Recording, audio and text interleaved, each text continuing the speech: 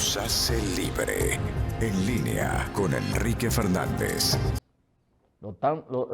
Es con una mira telescópica hizo sobre el expediente del pulpo porque ya está en proceso.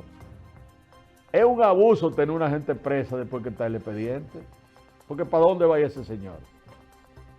Entonces ahí había como una mala fe de parte de un sector del gobierno que sigue machacando el PLD para arrodillarlo y buscar una alianza política. Pero Molina no puede prestarse una vagamundería de esa naturaleza, el presidente de la Suprema. Que lo están acechando, Molina, te están acechando. Aquí hay unos brecheros metidos en los patios, en edificios, que viven contando hasta la mirada de la gente.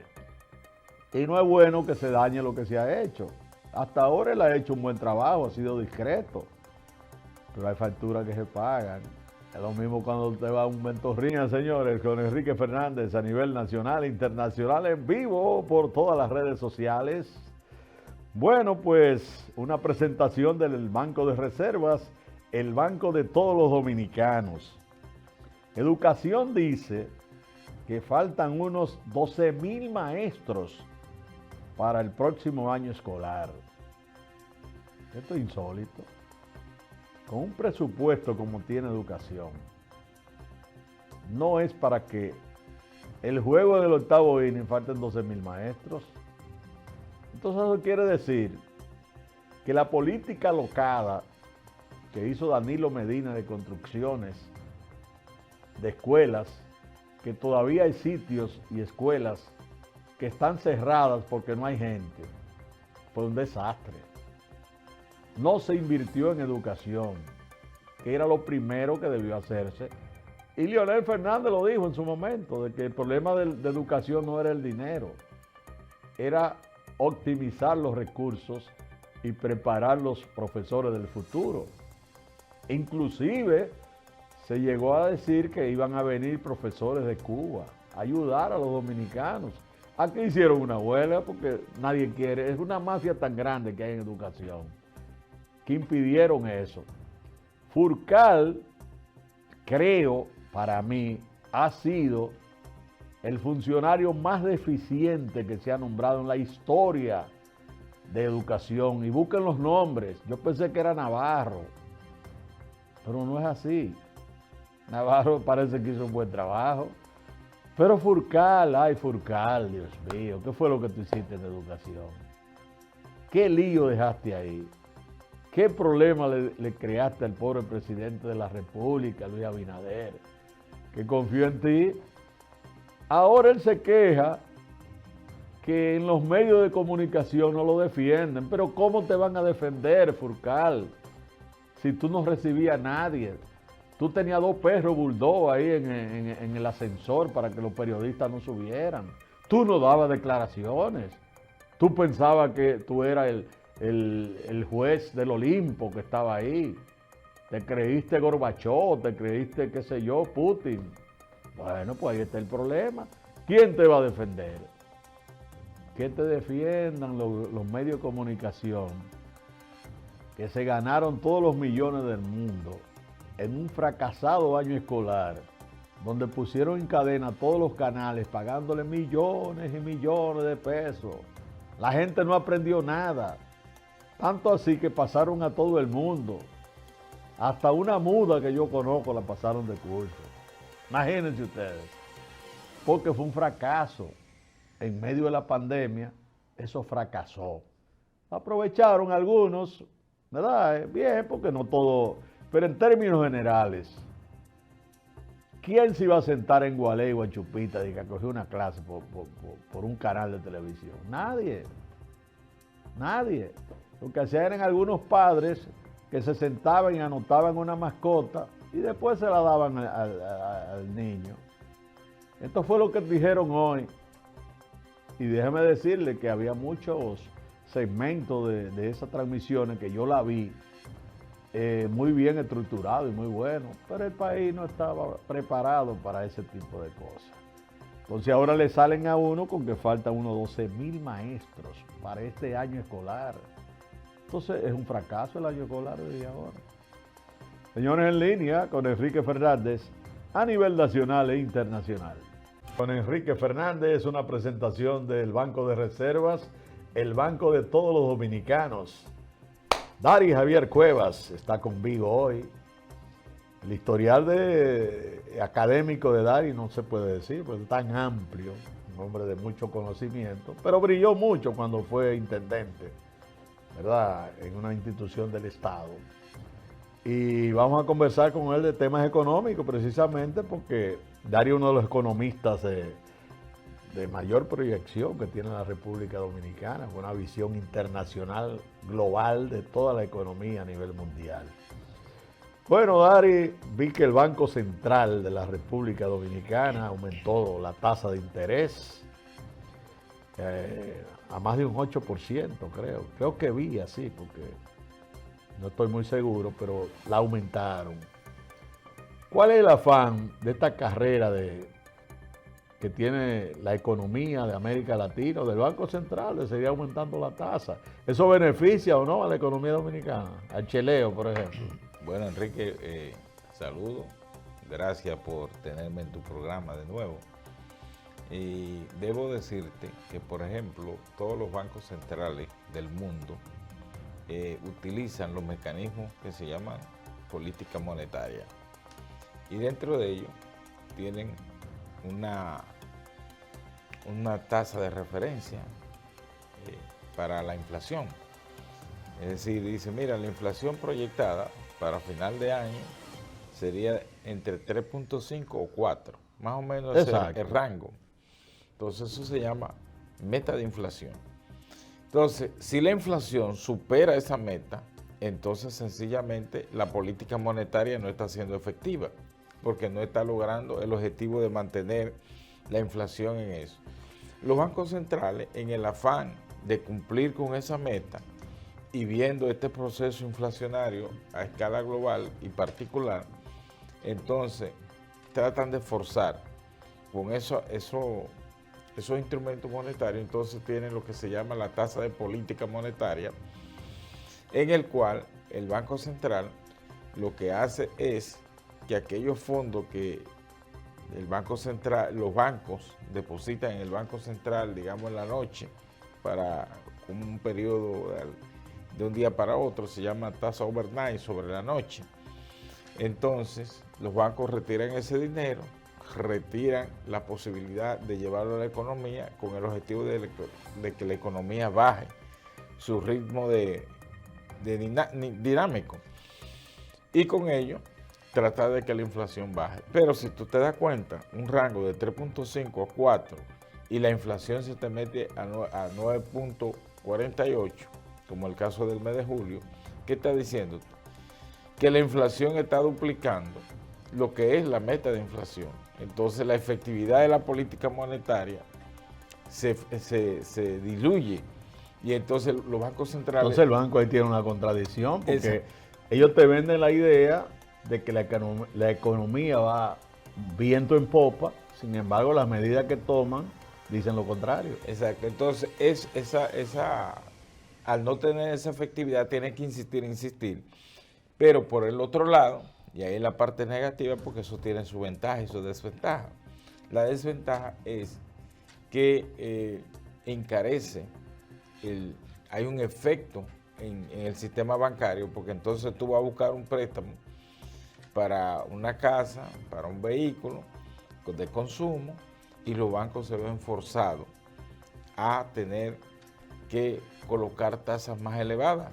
Entonces, al tener tasas más elevadas, sencillamente lo que tratan de lograr por un lado se afecta por el otro. Esa es la desventaja. La gente se queja de que no hay menudo en la calle. Y yo lo he visto, porque uno va a un sitio con 1,000 pesos y dice, no hay menudo.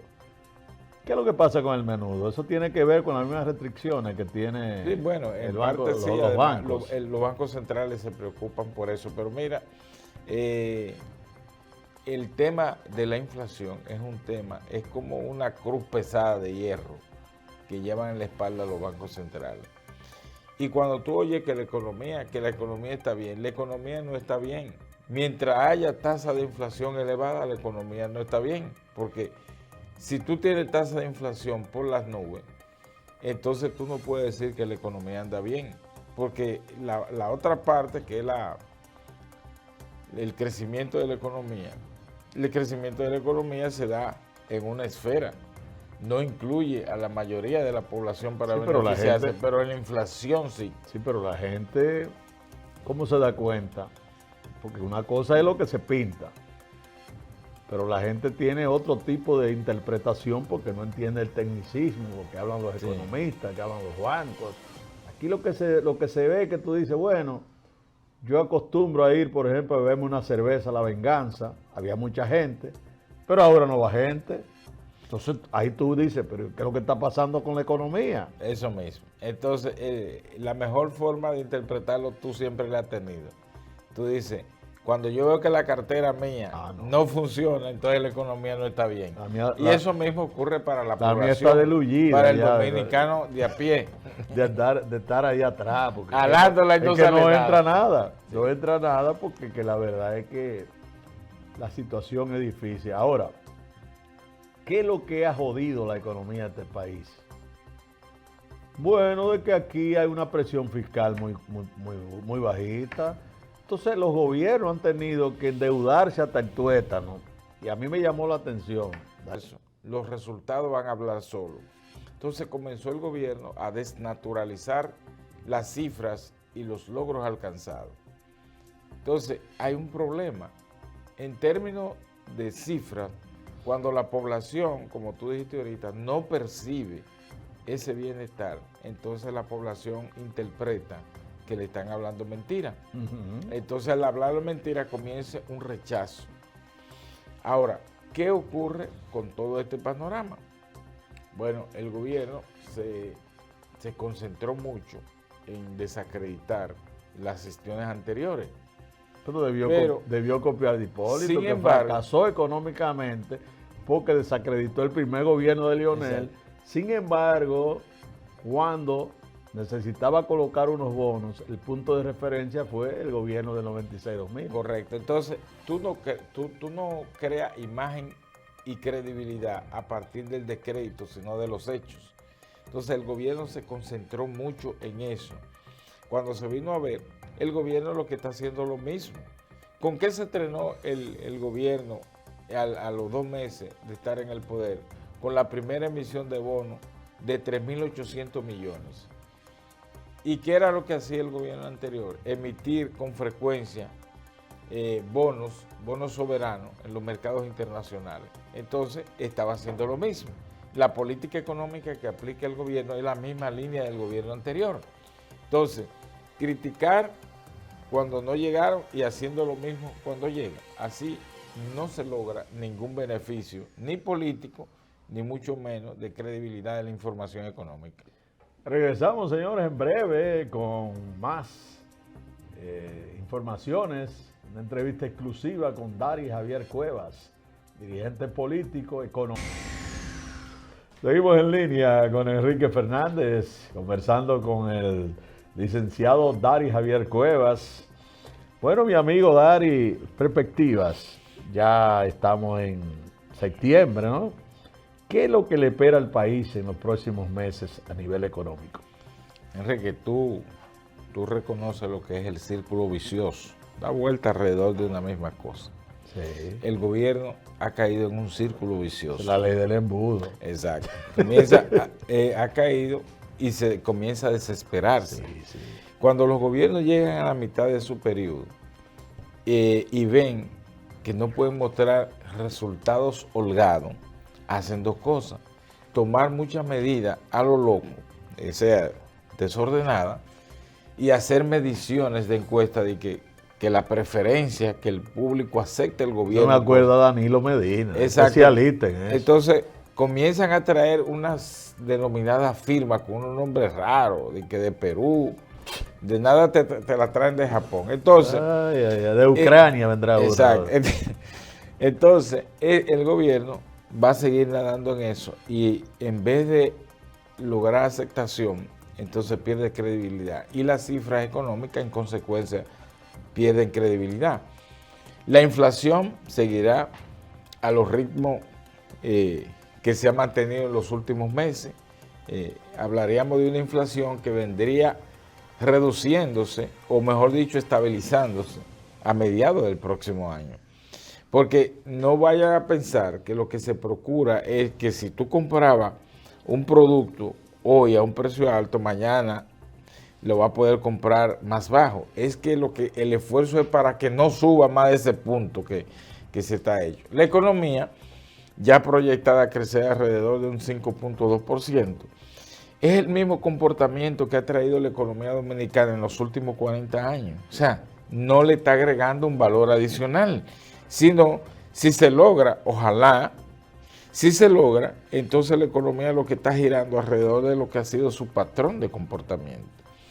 Por el lado del endeudamiento, el gobierno va a continuar por lo que tú dijiste, o sea, las recaudaciones están, digamos, frisadas en un punto. Remesas han bajado un poco. Mejora. Entonces, las recaudaciones, al no crecer más, ¿qué va a provocar?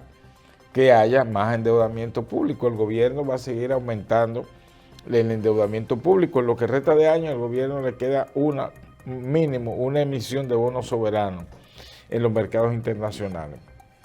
Ya vimos que el presupuesto, aunque es un mandato constitucional, el presupuesto complementario ya fue depositado en el Congreso y hay una desviación ya de fondo de educación, sustraerlo de educación para poder cubrir otras áreas.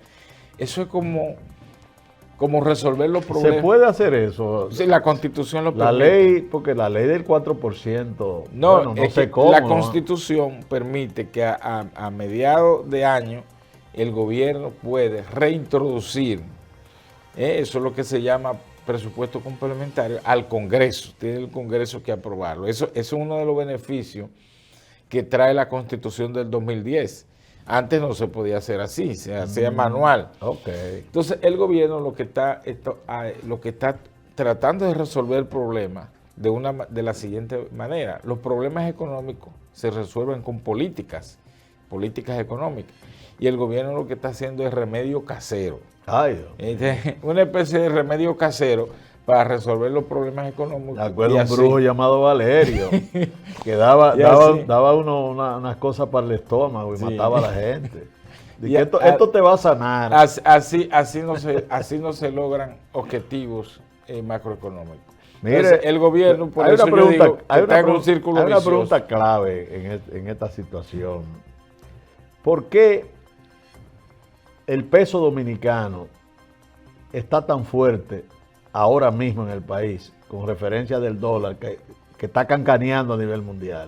¿Cuál es el truco que hay? No es un fortalecimiento de la moneda, es un asunto coyuntural. Yo pensé que tenía que lo alimenta precisamente la remesa. Y yo veo que siempre se menciona la remesa, pero las remesas deben preocupar más que alegrar. ¿Por qué? Las remesas no son el resultado de la actividad económica local, son resultado de la cantidad de dominicanos que están fuera. Entonces, si más dominicanos se van, son exiliados económicos. Claro. Entonces se van y envían porque entienden que los que están aquí están todavía peor. Entonces, aumenta. Es una preocupación. Qué bueno que los dominicanos envían remesas, pero la lectura detrás de eso es exiliado económico y sobre todo que interpreta que la situación económica tiene que financiarse de fuera, porque no es resultado de una actividad local.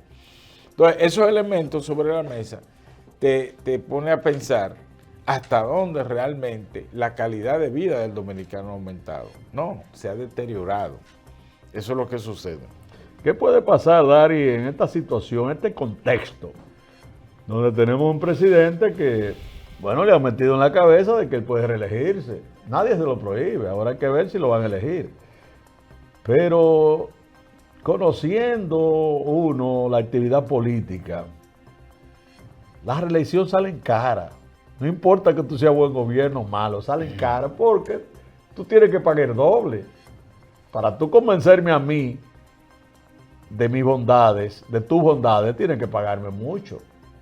Entonces, ¿cómo tú crees que en ese contexto a nivel económico y viendo el panorama latinoamericano y mundial, que en medio de esta crisis ningún gobierno ha ganado una elección? Exacto. ¿Cómo tú pintas el panorama dominicano con mira ya al 24? Bueno, uno lo que interpreta así rápido es que si lo intentan, el gobierno y el presidente Luis Abinader estarían apostando a un costo político muy alto, pero también un costo económico muy alto.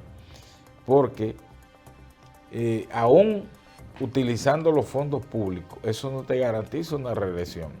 Y la gestión anterior usó todos los recursos habidos y por haber y no lo lograron. Lo volvió loco. Y no lo lograron. 100,000 millones metieron para derrotar a Leonel Linterni y después tratar de que el Penco fuera presidente. Exacto. 100,000 millones, no, pero venga acá, mi hermano. Sí, entonces, ¿qué resulta? Fíjate que tuvieron el coraje de hacer todo ese desastre, pero a costa de que el prestigio de quien dirigía la presidencia cayó por el piso. Así es. Entonces, ese mismo riesgo podía estar corriéndose en este proceso. Bueno, señor Cuevas, yo creo que usted ha sido bien claro y conciso sobre eso. Usted como ciudadano, en pocas palabras, ¿qué le podría aconsejar a Abinader? Quizás te oye, quién sabe, dale una idea económica, a ver si, ¿verdad? Porque tiene unos orejuces ahí que no funcionan. Dile algo, Enrique, un regalito de este programa. Enrique, a ti te gustan mucho los proverbios chinos. Y hay un proverbio chino que dice, si no te piden un vaso de agua y un consejo, no lo dé. Ay, Dios. Entonces, resulta que por lo que uno ve, el presidente no es muy dado a que lo aconsejen. Lo único es que uno puede... Dice que él escucha, pero hace lo que él quiere hacer. De consejo uno lo que puede decir dos cosas. Primero, el respeto a la institucionalidad, el respeto a la democracia y que es lo mismo decir respetar la Constitución de la República. Bien, yo creo que eso es lo más. Consejo. Sí. Ya no se habla de reforma por ahora, eso lo guardaron. Así Tiran esa bola, ¿ves? De que una reforma constitucional para hacer algo. Un ensayo. Para hacer algo que ya está hecho. Sí, sí. Gracias a mi amigo Dari Javier Cuevas. Siempre. Lo tendremos siempre por aquí, porque Dari es de la gente brillante que tiene la República Dominicana a nivel de economía. Un hombre muy serio, trabajador, oriundo de Barahona. Gracias, Dari Javier Cuevas. En línea con Enrique Fernández. Economía. En línea con las económicas, tenemos al economista Manuel Rodríguez con lo que está pasando a nivel económico, tanto local como internacional. En línea con Enrique Fernández. Gracias, Enrique. Bueno, sobre el tema económico nos vamos a referir a unas declaraciones que dio recientemente Jeremy Powell, presidente de la Reserva Federal, en una reunión de los presidentes de las reservas federales de los Estados Unidos, ¿no? Los otros bancos, que son 13 bancos que hay en Estados Unidos de reservas federales. ¿Qué planteaba Jeremy Powell? Él decía que ellos se van a ver la necesidad de tomar decisiones más drásticas para contener la inflación en los Estados Unidos. Y incluso fue más lejos. Él planteó de que llegó la hora de que lamentablemente hacer sufrir a los hogares estadounidenses para poder contener la inflación con medidas más drásticas. Y planteó en ese caso lo que es, y lo que ya nosotros lo habíamos planteado aquí hace varios meses, de que la medida que tomaría el gobierno de los Estados Unidos tendría que llevar a un nivel de crear desempleo. Y justamente eso lo dijo él, que van a tomar la decisión de aumentar el desempleo en los Estados Unidos, primero para bajarlo de su pleno empleo y segundo, porque a partir de ahí tú bajas el consumo y baja entonces los niveles de demanda en los productos y te baja la inflación y te pudieras estar sacando circulante en la calle, que es justamente lo que va a hacer el gobierno de los Estados Unidos. Por eso Jeremy Powell, cuando planteó en esa reunión, y fue enfático y lo hizo públicamente, que ya deben estar preparados los hogares norteamericanos, de que llegó la hora del sacrificio en materia ya económica para esos hogares. Entonces él planteó ese tema y incluso, además de que planteó de aumento del desempleo, aumentó también las tasas de interés recientemente y dijo también que todavía quedan otras tasas de interés por lo que resta de año a aumentar el valor de la tasa de interés del dinero, es decir, el valor del dinero. Y entonces concomitantemente con esa decisión que ellos tomarían en los que resta de año también, que son alrededor de 3 aumentos de tasa o 2 aumentos más o menos, también conllevaría lo que también otras medidas para aumentar el desempleo de forma deliberada para tratar de contener la inflación. Eso lo planteó él en esa reunión. Sabemos que son decisiones drásticas, que en este caso la Reserva Federal tenía que hacerlo, y de hecho, cuando lo escuchamos, de la misma voz del presidente de la Reserva Federal, que lo planteó, entonces cuando vemos ese tipo de cosas, sabemos la situación ya que en lo que resta de año y quizá el año que viene, a mediados del año que viene, ya la economía del mundo va a seguir dando su tumbo. Y de hecho, cuando ustedes ven, por ejemplo, esos indicadores norteamericanos, como ya, por ejemplo, el segundo trimestre que acaba de finalizar en los Estados Unidos, la economía norteamericana volvió a decrecer, y ese decrecimiento ya conlleva 2 trimestres consecutivos de crecimiento, que ya esto es lo que se llama economía técnicamente una recesión, ¿no?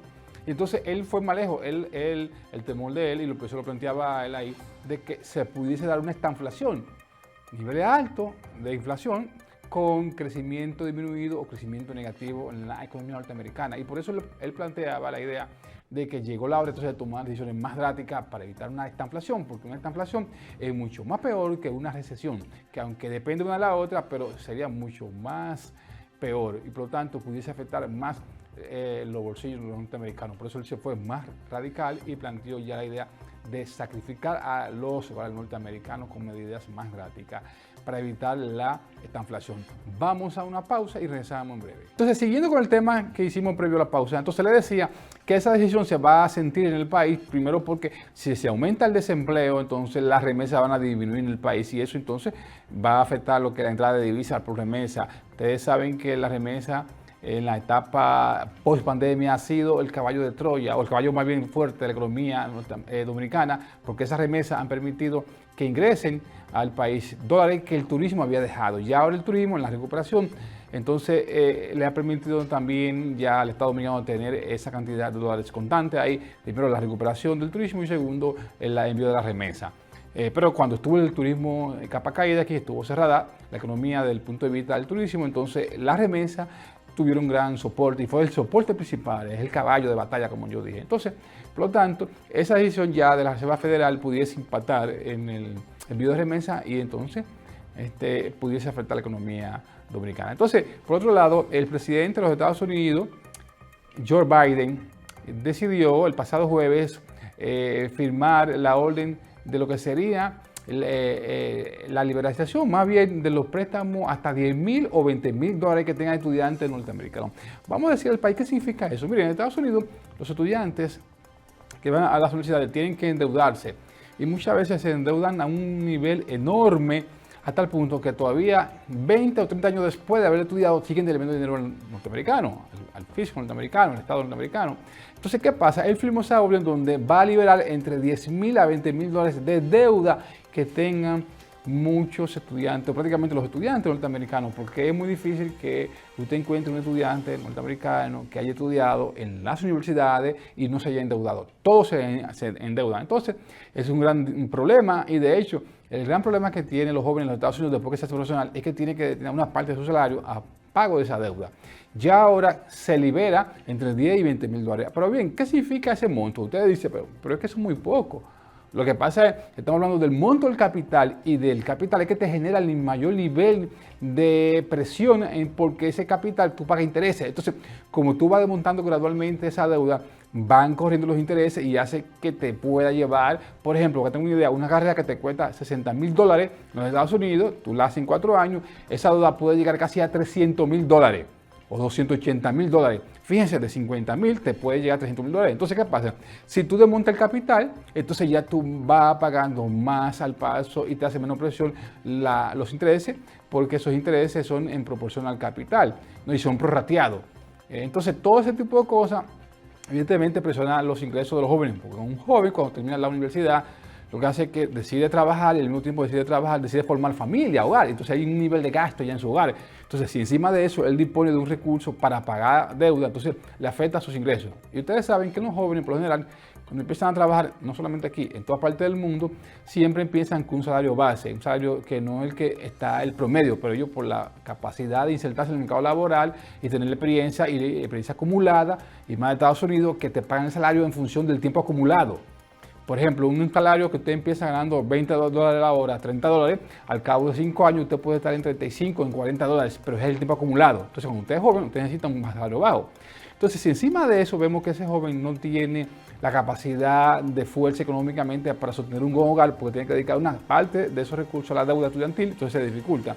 Entonces, yo pienso que esa decisión de Joe Biden es importante porque fomentaría lo que es entonces de que muchos jóvenes también decidan ya dedicar recursos a otras cosas en su vida y además lo libera de esa duda, porque sabemos que un joven que tenga que durar 20 años pagando lo que un estudio universitario de una universidad, eso evidentemente es bien difícil en los Estados Unidos. Entonces, todo aquel que de una u otra manera ha estudiado en los Estados Unidos o tiene la experiencia ya de haber estudiado en esta sociedad en función ya de la facilidad de crédito que da el gobierno norteamericano, sabe lo difícil que es usted terminar una carrera y usted la termina y usted entonces ya al cabo de 15, 20, hasta 30 años debiendo ese dinero. Ojalá que se pueda poner en vigencia lo más rápido posible para beneficio de muchos jóvenes norteamericanos que estudian con préstamos.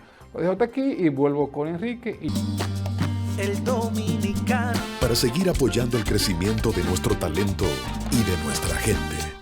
Banreservas, el banco de todos los dominicanos.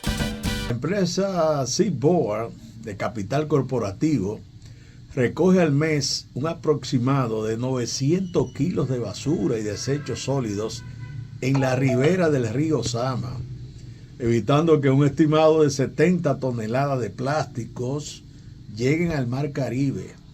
El vicepresidente ejecutivo, gerente general de Seaboard, Armando Rodríguez, dijo que esta empresa está comprometida con el medio ambiente y por eso ustedes pueden verlo, los alrededores de la planta está limpia. ¿Por qué?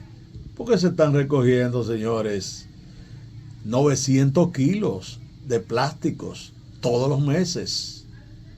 En línea. Legal y más. Seguimos en línea con Enrique Fernández, señores, en vivo por todas las redes sociales. Ahí estamos en nuestro canal exclusivo de YouTube, En Línea con Enrique Fernández. Una presentación del Banco de Reservas, donde todos somos estrellas. Banco de Reservas, el banco de todos los dominicanos.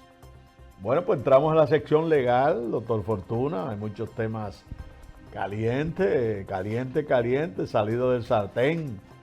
Por ejemplo, el cambio de medida de coerción que favorece al hermano menor del licenciado Danilo Medina. ¿Y qué otra persona? De la Rosa, sí, que estaba medio enfermo. Sí, ¿cómo usted lo vio eso dentro del panorama, verdad? Hay mucha gente celebrando. Y que eso es parte de un pacto, de esto que lo otro, eso es mentira. Eso. Bueno, Alexis, dándole vaina a Abinader. Sí. Enrique, fíjate, independientemente de que haya un pacto político, tras bastidores, yo te voy a decir algo. El juez de la séptima sala del juzgado de instrucción del Distrito Nacional aplicó derecho. Pero claro. Resulta es más, que debió aplicarlo antes. Sí, claro. Pues por supuesto. Hecho. Resulta que cuando ya pasan 12 meses de una prisión preventiva en una medida de coerción, el juez está obligado a conocer lo que se llama una audiencia de cese de prisión. Seguro. Ahora bien, como este caso era complejo, bueno, entonces se le agregaron 8 meses más. Entonces, o 18 meses. Entonces, todo esto en virtud del artículo 241 y el 370 del Código Procesal Penal. Entonces ya Alexis tenía y su equipo tenían 21 meses en prisión preventiva. ¿Qué tenía que hacer el juez?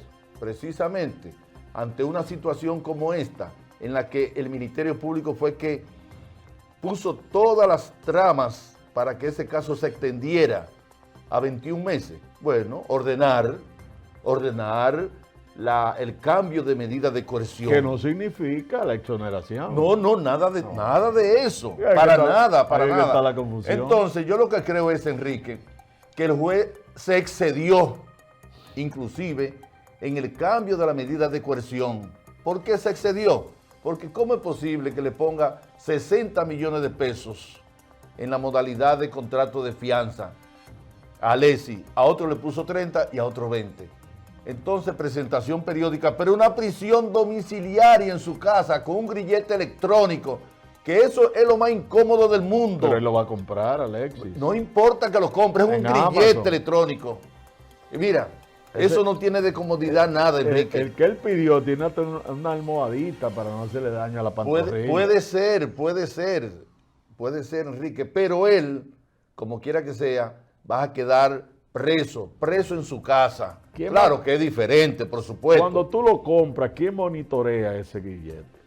Eso Pues tú no tienes- se monitorea a través de una compañía, Ah, a través de una que es compañía la que suple. que es la que suple o la que está en combinación con la Procuraduría General de la República, Ok. en donde tú no puedes pasar los límites de una territorialidad o de un espacio físico. Exacto. Entonces, bueno, por ahí se sabe. Si tú violaste ese espacio físico, de una vez esa compañía se da cuenta que usted ha salido a un territorio o a un espacio físico en donde le está prohibido. Pero tú te lo puedes quitar en el baño. Para No, bañarte. tampoco, eso no se quita. Pero entonces, No, eso no se quita. Es que usted tiene que bañarse, usted tiene que dormir, usted tiene que comer, usted tiene que convivir con eso, como si fuera parte, hasta que se lo quiten, como si fuera parte de su propio cuerpo, porque eso no se quita, a menos que el juez lo ordene posteriormente. Pero lo raro de este caso, Enrique, es que parece que Alexis y su hermana Carmen Magali sabían que iban para afuera.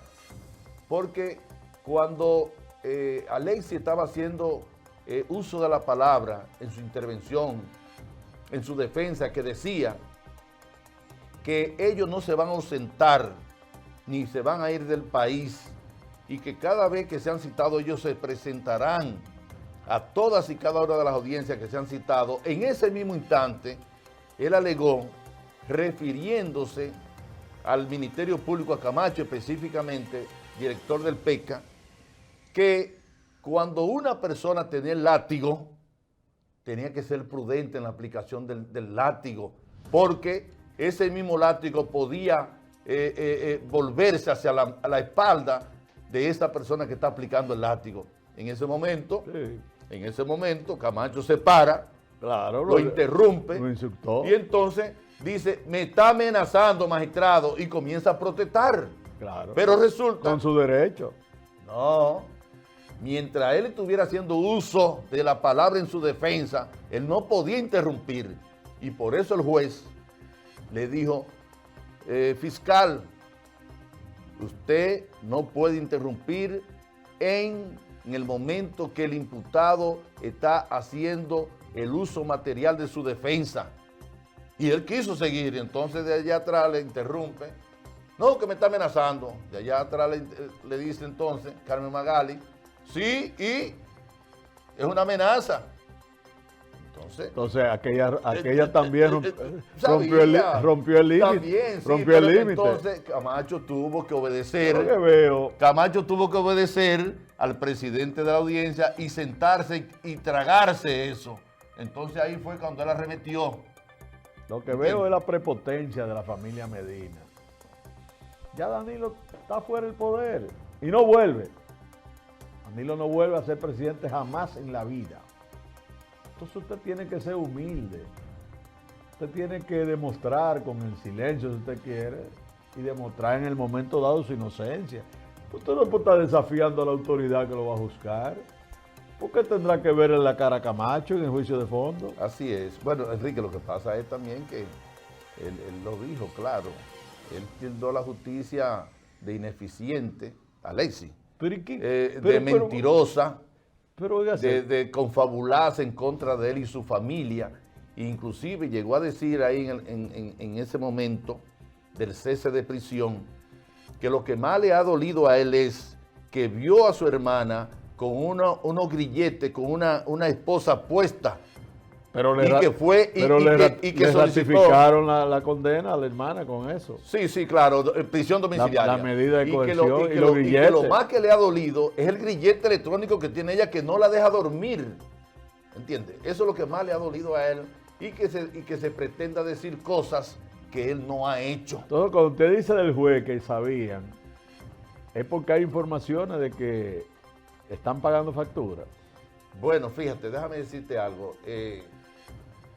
Se ha especulado bastante después de la reunión o del encuentro En la funeraria. supuestamente accidental entre, Que fue- entre el presidente Que Abinader fue Temito Clemontá que hizo eso. y Una Danilo bellaquería de Medina, Temo y fue. posteriormente entonces, después de eso, la visita del señor Magín Díaz al presidente de la República. A partir de Seguimos en línea, Fortuna.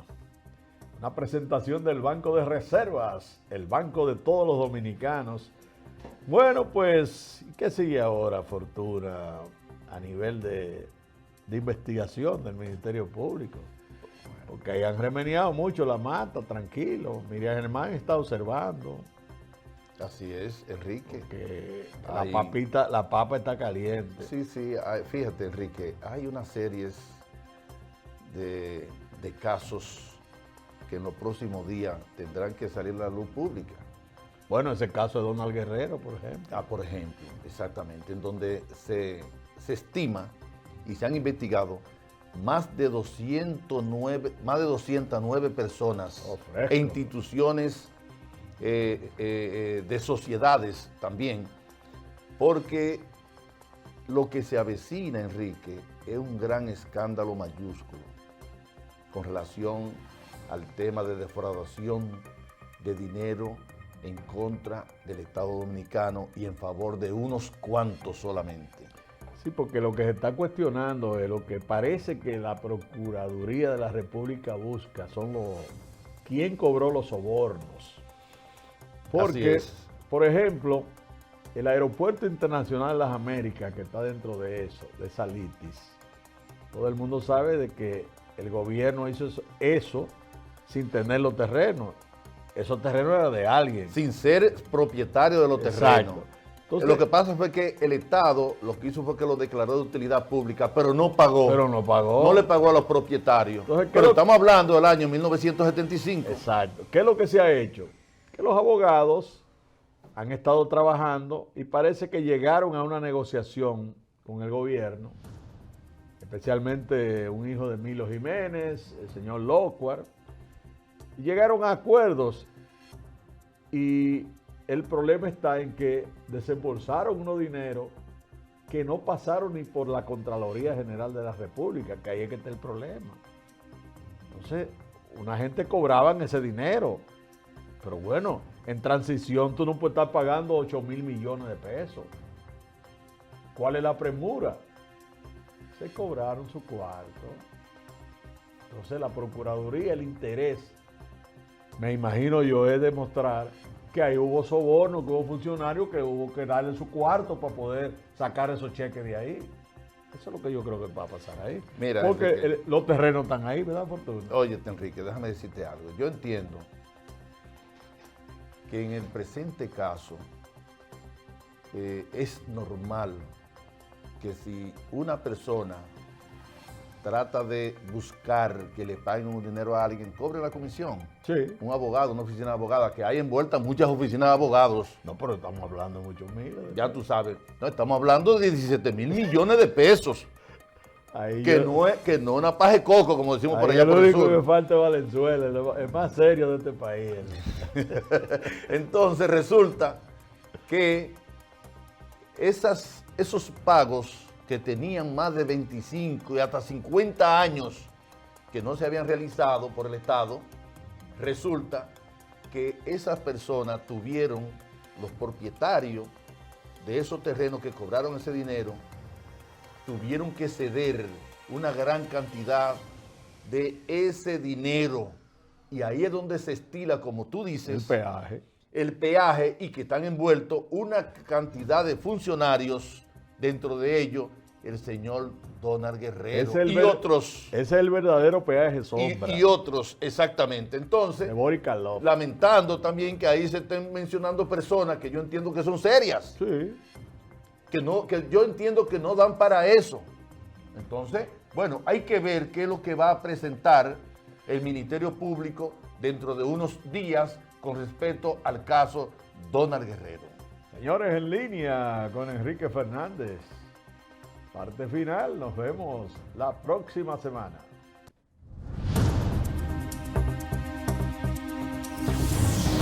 La verdad nos hace libre. En línea con Enrique Fernández. Con Enrique Fernández.